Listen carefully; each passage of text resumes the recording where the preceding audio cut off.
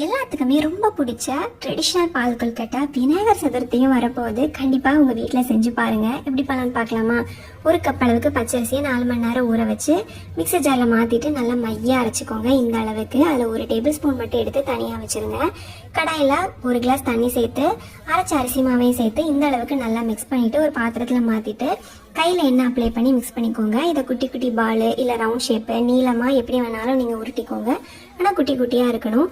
இது எல்லாத்தையும் உருட்டிட்டு 10 நிமிஷம் ஸ்டீம் பண்ணி எடுத்துக்கோங்க. 10 நிமிஷத்துக்கு மேலே வேண்டாம், அதை பார்க்கும்போதே ரொம்ப நல்லாயிருக்கும். அதுக்கப்புறம் 1/4 கிளாஸ் தண்ணியில் 1 கப்பு நாட்டு சக்கரை இல்லாட்டி வெல்லம் சேர்த்துக்கலாம். நல்லா கொதிச்சதுக்கப்புறம் நம்ம வேக வச்சுருக்க கொழுக்கட்டை அந்த அரிசி மாவு எடுத்து வச்சோம்ல அதையும் சேர்த்து நல்லா மிக்ஸ் பண்ணுங்கள். அப்போ தான் நல்லா கெட்டியாக வரும். வாசனைக்கு ஏலக்காய் தூளையும் சேர்த்து நல்லா மிக்ஸ் பண்ணிவிட்டு 1/2 லிட்டர் அளவுக்கு கெட்டியான தேங்காய் பாலை சேர்த்துக்கோங்க. தேங்காய் பால் சேர்த்துட்டு ரொம்ப கொதிக்க வைக்கக்கூடாது.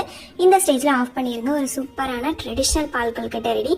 கண்டிப்பாக இந்த விநாயகர் சதுர்த்திக்கு உங்கள் வீட்டில் செஞ்சு பாருங்க. அதிக விலை கொடுத்து கடையில வாங்கி இனி ஏமாறாதீங்க. வீட்ல இருக்க சிம்பிளான பொருட்களை வச்சு வாயில வச்சதும் கரையிற மாதிரி டேஸ்டியான பேடா தாங்க இன்னைக்கு பண்ண போறோம்.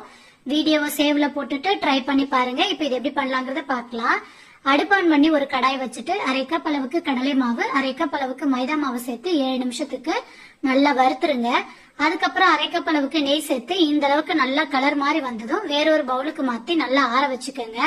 ஆறுனதுக்கு அப்புறம் 2 டேபிள் ஸ்பூன் அளவுக்கு பால் பவுடர் சேர்த்து நல்லா மிக்ஸ் பண்ணிட்டு இனிப்புக்கு 3/4 கப் அளவுக்கு பவுடர் பண்ண சுகர், வாசனைக்கு 1 டீஸ்பூன் ஏலக்காய் தூள் சேர்த்து நல்லா மிக்ஸ் பண்ணிருங்க.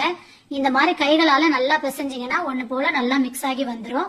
இப்ப வீட்டுல இருக்க கரண்டி இல்லைன்னா ஸ்பூன் எடுத்து மெஷர் பண்ணி மாவு எடுத்துக்கோங்க. எடுத்துட்டு உங்களுக்கு விருப்பமான ஷேப்ல பேடா ரெடி பண்ணிக்கோங்க.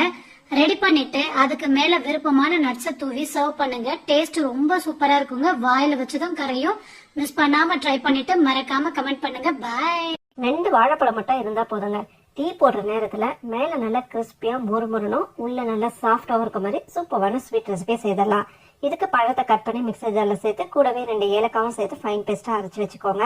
அடுத்த பேன்ல 1 டேபிள் ஸ்பூன் எண்ணெயில 1/2 கப் ரவை, 1/2 கப் கோதுமை மாவு, 1/2 கப் துருவின தேங்காய் இது எல்லாமே சேர்த்து 3 நிமிஷம் கலர் மரமா வறுத்துட்டு அடுப்பை நல்லா சிம்ல வச்சுட்டு 1 கப் பச்சை தண்ணி சேர்த்துட்டு நல்லா கலந்து விடுங்க.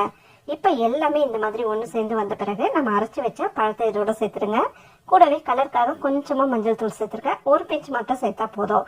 இது எல்லாமே சேர்த்து நல்லா இந்த மாதிரி ஒன்று சேர்ந்து வந்த பிறகு ஸ்டவ் ஆஃப் பண்ணிட்டு கொஞ்சம் சூடாறின பிறகு இந்த மாதிரி எல்லாத்தையுமே ஒன்று சேர்த்து பசைஞ்சிட்டு சின்ன சின்னதா இந்த மாதிரி உருண்டைகளை உருட்டி வச்சுக்கோங்க. இப்போ பணியாரக்கல் நல்லா சூடானதும் எல்லா குழியிலையும் கொஞ்சம் நெய் சேர்த்துட்டு நம்ம ரெடி பண்ண உருண்டைகளையும் இதுல சேர்த்து நல்லா இந்த மாதிரி திருப்பி விட்டு எல்லா பக்கமும் செவந்து வந்ததை எடுத்தீங்கன்னா சூப்பரான டேஸ்ட்ல அருமையான ஸ்வீட் ரெசிபி ரெடி. மிஸ் பண்ணாம ட்ரை பண்ணிட்டு சொல்லுங்க. வீட்டுல மேரி பிஸ்கெட்டும் பாலும் இருந்தா ரொம்ப ரொம்ப சூப்பரா குண்டு குண்டுன்னு குலாப் ஜாமுன் செய்யலாங்க. ஒரு கடாய் வச்சுக்கலாம். அதுல 1 பேக்கெட் அளவுக்கு மேரி பிஸ்கெட்டும் 1 டம்ளர் அளவுக்கு காய்ச்சின பாலும் சேர்த்துட்டு நல்லா இந்த மாதிரி பிஸ்கெட்டை கரைச்சி விட்டுக்கோங்க.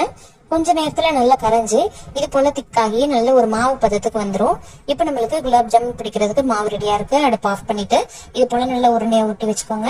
அடுத்ததா சக்கரை பாகுக்கு 1 கப் அளவுக்கு சக்கரை போட்டு கரைச்சி வச்சுக்கோங்க. இப்ப அடுத்ததா குண்டு குண்டுன்னு குலாப் ஜாமுன்களை நல்லா விரிசல் இல்லாம பொரிச்சு எடுத்துடலாம். பொரிச்சு எடுத்ததை பாகுல போட்டு ஊற வச்சு 2 மணி நேரம் கழிச்சு சர்வ் பண்ணீங்கன்னா சூப்பரா இருக்கக்கூடிய குண்டு குண்டு மேரி பிஸ்கெட்ல செஞ்ச குலாப் ஜாமுன் ரெடி ஆயிடும். கண்டிப்பா இதை ட்ரை பண்ணி பார்த்துட்டு எப்படி வந்துச்சுன்னு சொல்லுங்க. வீடியோ பிடிச்சிருந்தா லைக் பண்ணுங்க. தேங்க்யூ.